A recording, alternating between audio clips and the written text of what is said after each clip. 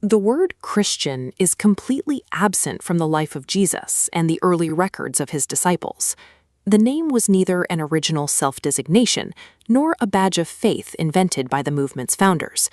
These original followers were Jews who continued to worship in the Jerusalem temple. They lived according to the laws of the Torah and viewed their community as the fulfillment of a covenant that was already centuries old. This Jewish identity provided a critical legal safeguard. Roman law required subjects to participate in the imperial cult, worshiping the emperor as a god. However, the empire granted Judaism a protected status called religio licita.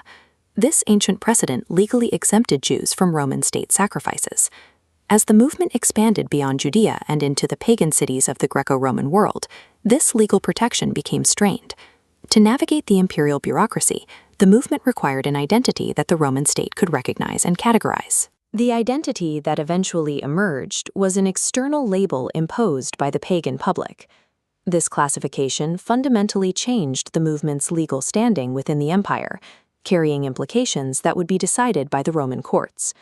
Internally, the disciples referred to their movement as Hodos, or the Way. This title focused on lifestyle and conduct. It was the Greek equivalent of the Hebrew derech, describing a path of moral and legal behavior prescribed by the Torah. Outside the group, the Jewish establishment categorized these followers as a splinter faction. They called them the Sect of the Nazarenes. This sectarian label was a geopolitical asset. By remaining classified as a subset of Judaism, the followers of the Way remained under the legal protective umbrella of religio licita. As long as Roman officials viewed them as a flavor of Judaism, these believers were legally immune from the requirement to sacrifice to the Roman gods.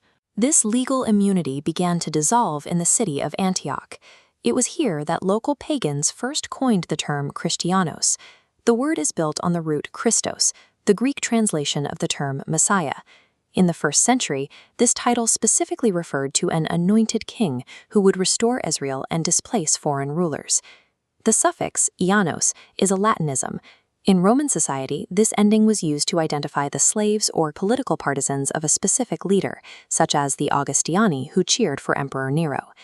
By labeling the disciples Christianoi, the residents of Antioch were identifying them as the partisans of a rival king. In a Roman world defined by strict loyalty to Caesar, this was a direct accusation of anti-imperial sedition. The people of Antioch had turned a theological term into a political weapon. They transformed the followers of the Way into a target for the Roman state. The relationship between the empire and the Jews collapsed during the Great Revolt of the year 66 AD. After the Roman military destroyed the Jerusalem temple in 70, the empire moved to reorganize the province and its people.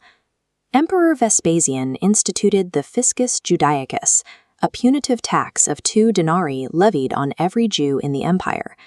This tax served as an administrative tool to identify and monitor the Jewish population.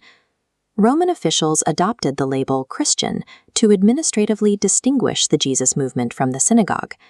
By reclassifying them as a distinct tribe or society, the state stripped the movement of the legal protections and exemptions associated with Judaism. Rome's bureaucratic system forced the followers of the Way into a separate illegal category.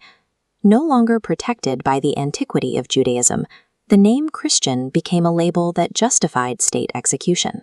The early church faced a decision under the pressure of Roman persecution. They could abandon their identity or embrace the very slur used to hunt them. The first epistle of Peter records this shift. The author instructs the believers that if they suffer, they should not be ashamed to suffer as a Christian. They began to adopt the name as a marker of honor.